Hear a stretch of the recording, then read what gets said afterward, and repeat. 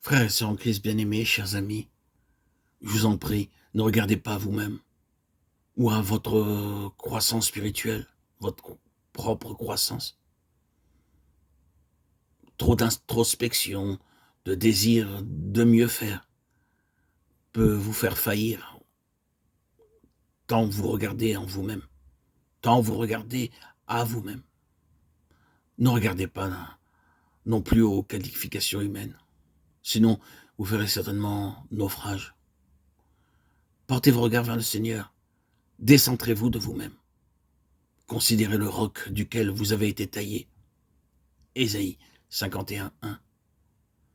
Que toute votre attention soit centrée sur lui, le Seigneur, votre Sauveur, votre Rédempteur. Si vous enlevez un petit morceau de rocher et que vous le comparez à la masse du rocher, vous trouverez les mêmes caractéristiques dans les deux. De même, toutes les vertus du Seigneur Jésus-Christ et ses qualifications sont déversées tous les jours en nous, tandis que nous continuons à regarder à lui. Il est notre modèle. Le Seigneur est notre vie. Lorsque nous prenons l'homme comme guide, aide et exemple, nous sommes déçus, offensés. Au contraire, nous devons constamment regarder à lui comme étant notre vie et notre justice.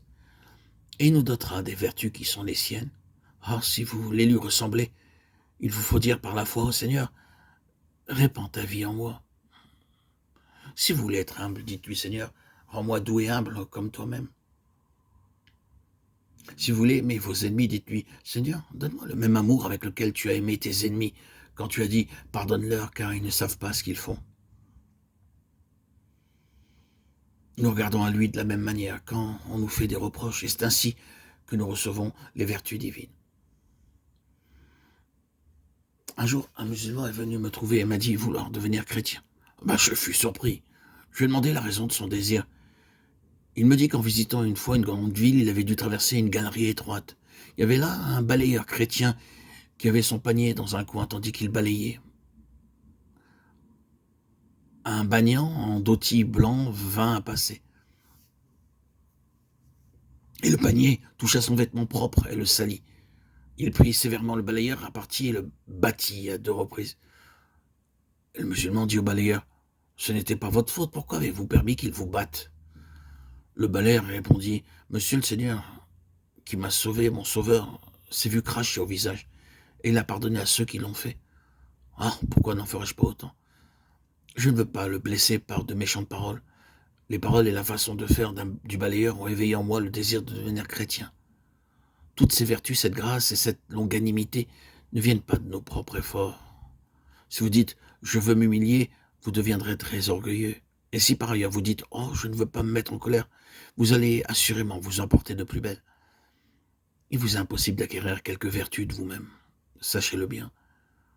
Seul le Seigneur, dans sa grâce, par son esprit, peut vous communiquer les vertus. Dites donc par la foi, « oh Seigneur, tu es ma justice. Tu m'as donné ta nature divine, par ton esprit. À présent, je suis sur le point de tomber en tentation. Donne-moi ta propre vie, fais de moi un vainqueur. » C'est de cette façon que vous deviendrez vainqueur, vous et moi, frères et sœurs en Christ.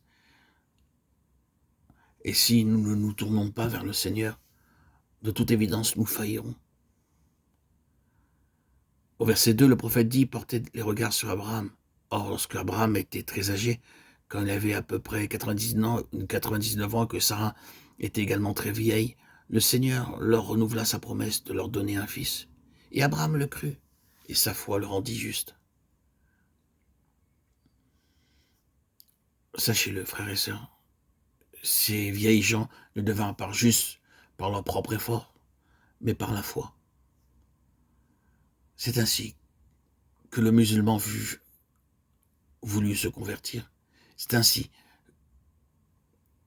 que le pauvre balayeur, par la foi et son humiliation, put continuer à marcher sur le chemin de Dieu. Tous les privilèges, tout ce qui est de ce monde, qui n'est pas de la nature de Dieu, qui n'a pas le caractère même du Seigneur Jésus, ne peut vivre, ne peut se maintenir sur le cheminement de la sanctification.